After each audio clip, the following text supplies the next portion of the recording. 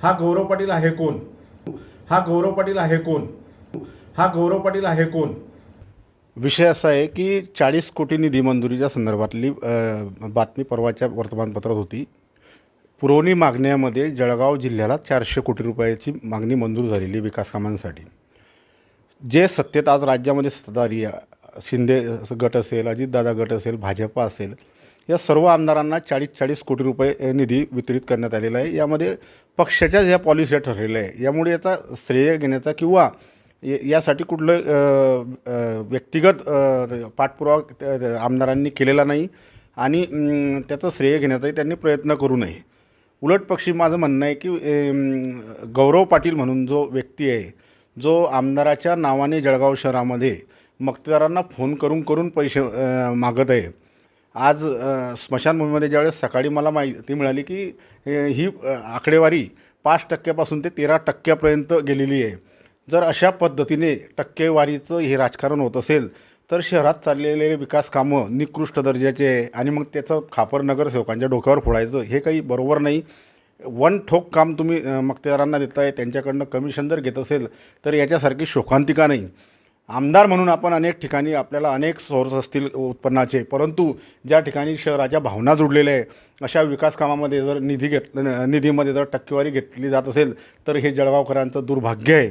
यापूर्वीसुद्धा सुरेशदादा 40 वर्षापासून या जळगाव शहरावर प्रतिनिधित्व केलेलं आहे आणि असं कधीही घडलं नाही की त्यांनी कामांच्या माध्यमातून कमिशन वगैरे गोळा केलेलं आहे. परंतु हा गौरव पाटील आहे कोण, असा माझा प्रश्न आहे की जे चालू आहे ते या शहरासाठी खूप घातक आहे. याचा परिणाम शहराच्या कामातील गुणवत्तेवर होत आहे आणि म्हणूनच निकृष्ट दर्जाचे कामं या शहरात होत आहे. कारण मक्तेदार जर इतकी टक्केवारी जर देत असेल आणि तो काम काय करेल हाही प्रश्न समोर येतो आणि त्याचा परिणाम जनतेला असं वाटतं की या नगरसेवकांनीच यामध्ये काहीतरी केलेलं आहे.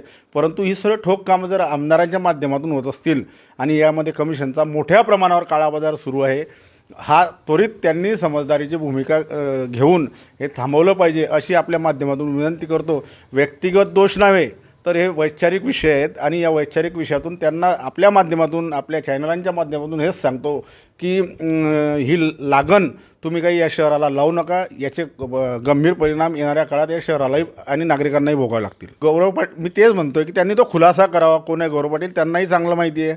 त्या अधिकृत बोलल्यानंतर मी पुन्हा मला तुम्ही भेटल्यानंतर माझ्याकडे आहेच ती माहिती, परंतु काही गोष्टी आहे ज्या त्यांना फक्त आम्ही एवढंच सांगू इच्छितो की हे थांबवा कुठेतरी, हे योग्य नाही आहे. आणि आमदार मी काही जळगाव जिल्ह्याच्या संदर्भात बोलत नाही, मी जळगाव शहराच्याच संदर्भात बोलतो आहे.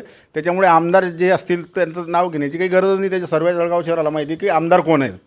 प्रश्न आहे की जे चालू आहे ते या शहरासाठी खूप घातक आहे. याचा परिणाम शहराच्या कामातील गुणवत्तेवर होत आहे आणि म्हणूनच निकृष्ट दर्जाचे कामं या शहरात होत आहे. कारण मक्तेदार जर इतकी टक्केवारी जर देत असेल आणि तो काम काय करेल हाही प्रश्न समोर येतो आणि त्याचा परिणाम जनतेला असं वाटतं की या नगरसेवकांनीच यामध्ये काहीतरी केलेलं आहे. परंतु ही सर्व ठोक कामं जर आमदारांच्या माध्यमातून होत असतील आणि यामध्ये कमिशनचा मोठ्या प्रमाणावर काळाबाजार सुरू आहे, हा त्वरित त्यांनी समजदारीची भूमिका घेऊन हे थांबवलं पाहिजे अशी आपल्या माध्यमातून विनंती करतो. व्यक्तिगत दोष नव्हे तर हे वैचारिक विषय आहेत आणि या वैचारिक विषयातून त्यांना आपल्या माध्यमातून आपल्या चॅनलांच्या माध्यमातून हेच सांगतो की ही लागण तुम्ही काही या शहराला लावू नका. याचे गंभीर परिणाम येणाऱ्या काळात या शहरालाही आणि नागरिकांनाही भोगावे लागतील. नक्कीच मी तर म्हणतो उलट शासनाकडून थर्ड पार्टी ऑडिट स्पेशल केलं गेलं पाहिजे या सर्व कामांचं. कारण कामांची गुणवत्ता खूप खालावलेली आहे. कमिशनमुळे या कामांवर त्याचा परिणाम होतो आहे. असं आहे, ज्यावेळेस आम्ही सत्तेत होतो त्यावेळेस आमच्यावर भारतीय जनता पार्टीचे लोक आरोप करायचे की यांचा प्रशासनावर कंट्रोल नाही.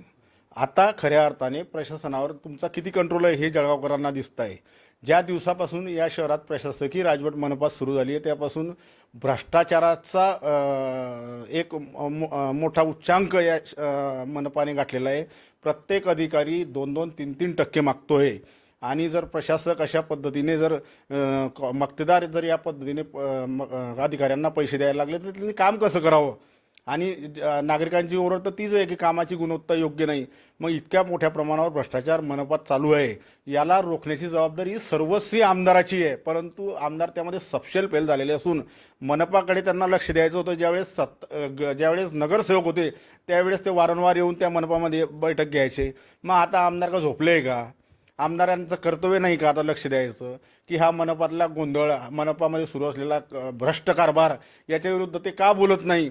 आता माझं त्यांना खुलं आव्हान आहे की विधानसभेचं सेशन सुरू आहे, त्यांनी या संदर्भात विधानसभेत एकदा तरी आवाज उठवा की या महापालिकेत प्रचंड भ्रष्टाचार माजलेला आहे आणि या भ्रष्टाचाराला कुठेतरी आळा घातला पाहिजे, अशी माझ्या माध्यमातून, आपल्या माध्यमातून त्यांना माझी मागणी आहे. मी कुठल्याही क्षणी ते ज्या वेळेस म्हणतील त्यावेळेस इलेक्ट्रॉनिक मीडिया समोर त्यांच्याशी डिबेट करायला तयार आहे. जळगाव शहराचा हिताचा विचार त्यांचा एकट्याचा नसून सर्वांचाच आहे. सर्वांनाच वाटतं या शहराचं डेव्हलपमेंट झाली पाहिजे. माझं त्यांना खुलं आव्हान आहे की त्यांनी यावं आणि या इलेक्ट्रॉनिक मीडिया समोर डिबेट करावी.